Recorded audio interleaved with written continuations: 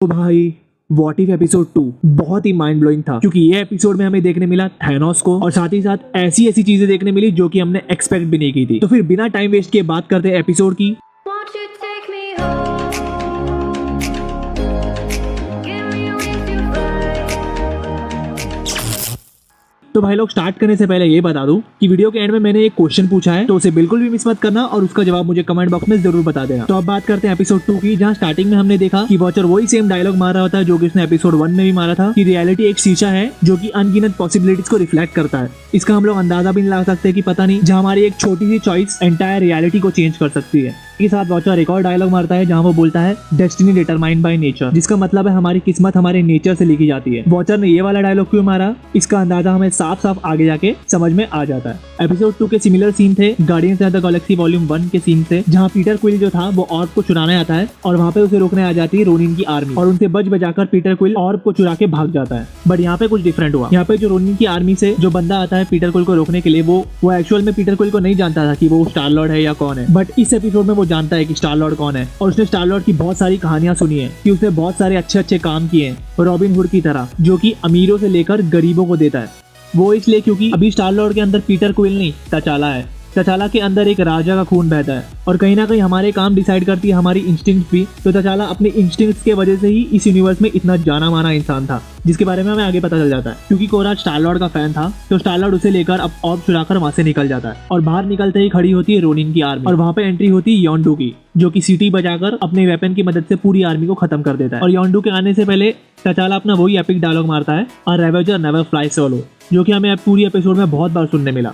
और फिर योंडू जब उसे पूछता है कि तुम कोरात को अपने साथ क्यों ले आए, तब तचाला बोलता है कि कोई भी ट्रेजर वर्थ नहीं है जब तक हम लोग उसमें कुछ अच्छा ना करें। हाँ, तो यही चीज डिफरेंशिएट करती है तचाला और पीटर क्विल की पर्सनैलिटी को। और उसी के साथ हम लोग सीधा आते हैं तचाला के बचपन पे, जहाँ वॉचर बताता है उस नेक्सस इवेंट के बारे में जिस वजह से योंडू ने गलती से पीटर क्विल की जगह तचाला को एबडक्ट कर लिया। यहाँ तचाला का डैड, जो कि एक्चुअल में ब्लैक पैंथर है, वो उसे बता रहा होता है कि हमारी वकांडा की दुनिया पूरी सेफ है और कंपेयर टू बाहर की दुनिया जो कि फुल ऑफ लड़ाई और वॉर से भरी हुई है, उसके कंपेयर में हमारी वकांडा की दुनिया काफी सेफ है। तो यहाँ वॉचर नेक्सस इवेंट के बारे में बताता है जहाँ योंडू ने किसी और को भेजा था पीटर क्विल को एबडक्ट करने के लिए और वो खुद नहीं गया था, तो गलती से पीटर क्विल की जगह अब वो लोग तचाला को एबडक्ट कर लेते हैं। तो अब तचाला के मन में हमेशा से यही था कि उसको बाहर की दुनिया एक्सप्लोर करनी है। यही सुन के योंडू उसकी बात से प्रभावित हो जाता है और वो उसे बोलता है कि तुम्हें मैं एक वर्ल्ड नहीं बल्कि पूरा का पूरा यूनिवर्स एक्सप्लोर करा सकता हूँ, और वो बन जाता है एक नेक्सस इवेंट। और नेक्स्ट सीन में हम लोग देखते हैं कि रेवेंजर्स जो है वो पार्टी मना रहे हैं और तचाला की तारीफ कर रहे हैं। बट रियल लाइफ में जो एक्चुअल पीटर क्विल था, स्टार लॉर्ड बन के आया था, उसको रेवेंजर्स इतना पसंद नहीं करते थे।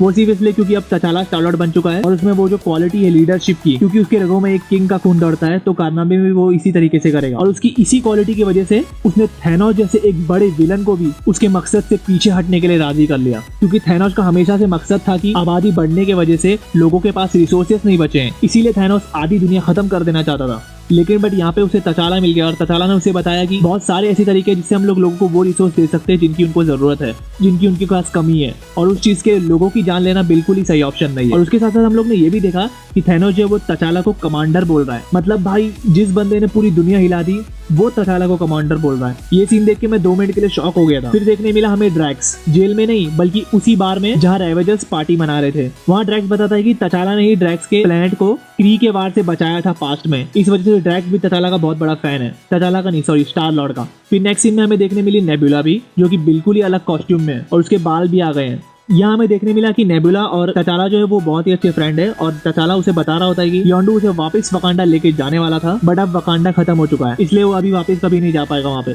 और उसी की याद में उसने वो लॉकेट अब तक संभाला हुआ है। उसके बाद हमें देखने मिलता है कि नेबुला उसको बताती है एक डिस्कवरी के बारे में, जिस चीज का सिर्फ 1 आउंस ही एक डाइंग प्लेनेट को वापस से जिंदा कर सकता है, और वो चीज का नाम है एम्ब्रेस ऑफ जेनेसिस, जो कि एक न्यूट्रिएंट रिच कॉस्मिक डस्ट है। लेकिन वहाँ एक कैच है कि वो चीज जो है वो कलेक्टर के पास है, जो कि इस यूनिवर्स का सबसे ताकतवर इंसान है, जिसको कोई नहीं आ सकता क्योंकि उसने बहुत सारी सुपर पावर चीजें जमा करके रखी है जिससे वो किसी को भी आसानी से हरा सकता है। लेकिन फिर भी तचाला डिसाइड करता है कि वो इस चीज को लेके आएगा कलेक्टर के हाथों से, चाहे कुछ भी हो जाए। फिर स्टार लॉर्ड, थैनोस, नेबुला और पूरी आर्मी पहुंचती है कलेक्टर के पास। और मजे की बात ये थी कि वहाँ पे हमें दिखती है ब्लैक ऑर्डर की आर्मी भी, जो कि ऑलरेडी कलेक्टर के लिए काम कर रही है थैनोस के बदले। और वहाँ पे थैनोस और कोरात ब्लैक ऑर्डर और गार्ड्स का ध्यान बढ़ाते हैं, जिस वजह से उन लोगों को समझ में आ जाता है कि यहाँ पे कलेक्टर के बेस में चोर घुसा है। तचाला जो है वहाँ से चुपके से उस एम्ब्रेस ऑफ जेनेसिस को ढूंढने निकलता है और वहीं कलेक्टर की कलेक्शन में उसे मिलता है हावर्ड द डक, जिसको कि पता होता है कि एम्ब्रेस ऑफ जेनेसिस कहाँ पे है। तो वो हावर्ड द डक को उस केज से बाहर निकाल देता है और बीच रास्ते में उसका लॉकेट जो है वो ग्लो होने लग जाता है। वो इसलिए क्योंकि वहाँ पे मौजूद होती है वकांडा की शिप और उस शिप के अंदर तचाला के डैड तचाला को वापस मांग रहे होते हैं और उसे वापस पाने के लिए वो लोग कोई भी कीमत दे सकते हैं। और तचाला को ढूंढने के लिए ही तचाला के डैड बहुत सारी शिप्स स्पेस में भेजते हैं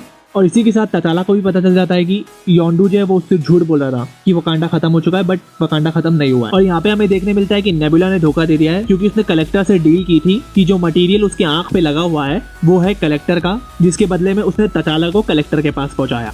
तो अब कलेक्टर तचाला को कैद कर लेता है और वहाँ कलेक्टर को पता चलता है कि तचाला के पास ऐसी कोई सुपर पावर नहीं है जिसकी उसको जरूरत है। तो वहीं वो तचाला को डिसेक्ट करने का ऑर्डर दे देता है, लेकिन डिसेक्ट होने से पहले ही करीना जो है वो तचाला को बचा लेती है और तचाला जब वहाँ से भाग रहा होता है तो उसका सामना होता है कलेक्टर से। और लड़ाई के वक्त ही कलेक्टर तचाला को अपनी इंपॉर्टेंट कलेक्शंस के बारे में बताता है, जहाँ वो बात करता है डैगर की जो कि एक्चुअल में लोकी का है और वो हेला के ताज को भी दिखाता है। और साइड में हम लोग देखते हैं कैप्टन अमेरिका शील्ड को भी, जो कि उसके पास कैसे है उसके बारे में कोई अंदाजा नहीं है। तो अब कलेक्टर से लड़ते वक्त बीच में आ जाता है योंडू, तचाला के वही रेवेजर्स नेवर फ्लाई सोलो वाले डायलॉग सुन के, जो बजा लेता है तचाला को और वो लोग कर देते हैं कलेक्टर को बंद। और फिर बाद में करीना जो है वो सारे केजेस को खोल देती है और केजेस से जो भी लोग बाहर निकलते हैं वो लोग मिलके मार देते हैं कलेक्टर को। और यहाँ पे हमें देखने मिलता है कि कलेक्टर को फिर से डबल क्रॉस करके नेबुला बचा लेती है सारे रेवेजर्स आर्मी को एज पर द प्लान जो कि उसने तचाला के साथ मिलकर बनाया था। और वहाँ हम लोग ये भी देखते हैं कि नेबुला को मिल चुका है एम्ब्रेस ऑफ जेनेसिस और यहाँ पे थैनोस भी उस प्लेनेट से नेबुला को लेके भाग जाता है। और फिर योंडू, तचाला, थैनोस, नेबुला सब उस वकांडा की शिप से वहाँ से भाग जाते हैं और पहुंचते हैं अर्थ। वहाँ लोग मिलते हैं सब लोगों से, जहाँ तचाला भी मिलता है अपने डैड से और साथ ही साथ पूरी वकांडा आर्मी से, और वहाँ पे हो जाती है हैप्पी एंडिंग। लेकिन एपिसोड यहाँ पे खत्म नहीं होता। वहाँ ही दूसरी जगह वॉचर की आवाज आती है और वॉचर बताता है दूसरे पीटर क्विल के बारे में, जो कि एक्चुअल में स्टार लॉर्ड बना था रियलिटी में, जिसको खुद लेने आता है ईगो द लिविंग प्लेनेट, जिसने योंडू को आदेश दिया था पीटर क्विल को एब्डक्ट करने के लिए। बट योंडू ने तचाला को एब्डक्ट कर लिया, तो अब ईगो खुद आया पीटर क्विल को लेने के लिए। और अब मोस्ट प्रोबेबली हमें सबको पता है कि गार्डियंस ऑफ द गैलेक्सी 2 में हमने देखा था कि ईगो द लिविंग प्लेनेट बूढ़ा हो चुका है और वो अपनी जगह पे किसी और को रखना चाहता है। इसी वजह से वो पीटर क्विल को अपनी कायनात का प्रिंस बनाना चाहता है क्योंकि वो उसी का वंशज है। तो भाई लोग, मेरा सवाल ये है कि अब आप लोगों को क्या लगता है, क्योंकि अब थैनोस तो नहीं है, तो अब इस मल्टीवर्स में थैनोस की जगह हमें Ego the living planet as a main villain देखने मिल सकता है या नहीं, ये मुझे कमेंट बॉक्स में जरूर बता देना। और अगर बात करें मेरी, तो मुझे लगता है कि हाँ 100% ego the living planet he main villain होने वाला है, क्योंकि उसकी पावर्स को इतना एक्सप्लोर नहीं किया था guardians of the Galaxy volume 2 में। और हम लोग ने ट्रेलर में एक सीन भी देखा जहाँ गैमोरा ने थैनोस का आर्मर पकड़ा हुआ है और वो एवेंजर्स के साथ है, जहाँ हमें तचाला भी देखने मिला है as a Star Lord most probably. और वो लोग शायद ईगो द लिविंग प्लेनेट से ही लड़ने के लिए रेडी हो रहे हैं। मेरा अंदाजा गलत भी हो सकता है, बट मोस्ट प्रोबेबली मुझे लगता है कि यही होने वाला है। और इसी के साथ भाई लोग, अगर आपको और भी एक्सप्लेनेशन देखनी है तो बीच वाले सब्सक्राइब बटन में जरूर क्लिक कर देना, क्योंकि मैं और भी ऐसी वीडियोस लेके आता रहूंगा। और साथ ही साथ ये राइट वाली वीडियो भी क्लिक कर दीजिए, क्योंकि इसमें मैंने वेट वॉटिव एपिसोड 1 के बारे में एक्सप्लेनेशन दी है। और उसी के साथ लेफ्ट वीडियो पे भी क्लिक कर दीजिए, जहां मैंने बताया है थैनोस और कैंग में कौन सबसे ज्यादा बेस्ट विलन है। तो इसी के साथ भाई लोग, मिलता हूँ मेरी नेक्स्ट वीडियो में, तब तक के लिए टेक केयर, बाय बाय।